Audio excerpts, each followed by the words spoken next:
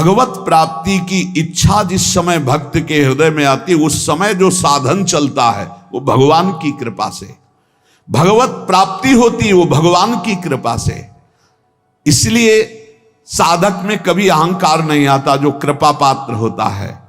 जैसे भगवान ने कृपा की, गुरु की शरण करवाई, तो भगवान कह रहे तद्विद्य प्रणिपातेन परिप्रश्नेन सेवया उपदेक्षन्ति ते ज्ञानम ज्ञानिनस तत्वदर्शिना।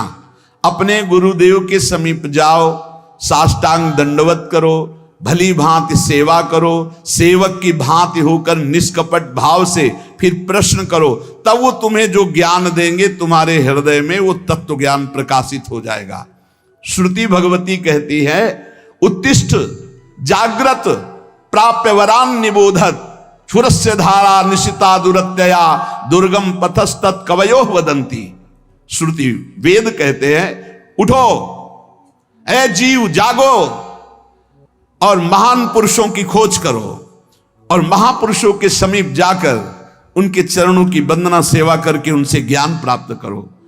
ये मार्ग छुरे की धारा के समान गिरते हुए देर नहीं लगती, केवल उनकी आज्ञा पर चलना नहीं गिर जाओगे। छुरे की धारा बहुत पतला मार्ग, छुरस्य धारा निशिता दुरत्यया दुर्गम पथस्तत् कवयो वदंती। ये छुरे की धार के समान ये ज्ञान का मार्ग भगवत मार्ग है। जैसा ज्ञानी गुरुदेव कह रहे हैं ठीक वैसे ही मार्ग पे चलोगे, कभी गिरोगे नहीं। भगवत प्राप्ति में अपना पुरुषार्थ मानने के कारण अहंकार रूपी दोष आ जाता है और अहंकार दोष उत्पन्न होने के कारण कभी भी भगवत प्राप्ति नहीं होती। वो भीषण संकटों में फंसता चला जाता है, काम क्रोध लोभ मोह मद मत्सर अहंकार। जो साधक भगवत प्राप्ति के मार्ग में अपना बल रखता है भ्रष्ट हो जाएगा। अहंकार के नाश के लिए फिर भगवान विपत्ति संकट बड़ी बड़ी अपमानजनक वृत्तियां भेजते हैं उसके सामने। अब देख, ये भगवान की विशेष कृपा साधक के ऊपर होती है कि जब वो गर्व करता है तो भगवान उसके सामने विपत्ति संकट और अपमान भेजते हैं। केनोपनिषद में कथा आती है कि देवराजेंद्र दैत्यों से विजय प्राप्त करके बड़ा उत्साह नाच गाना मना रहे थे और सब गरज रहे थे देवता। भगवान ने देखा कि अरे मेरे बल से बलवान होकर के ये विजय प्राप्त किए और अहंकार स्वयं कर रहे। केनोपनिषद में है ये कथा। तो भगवान एक विशाल यक्ष के रूप में प्रकट होते, ऐसे सभा में नृत्यगान हो रहा था दूर से, इतना विशाल आकर्षणकारी रूप। देवराजेंद्र ने कहा कौन सभा में जाके परिचय लाएगा, ये कौन बहुत दूर बलवान खड़ा है। भगवान अग्निदेव सामने गए और कहा मैं परिचय लेके आता हूं।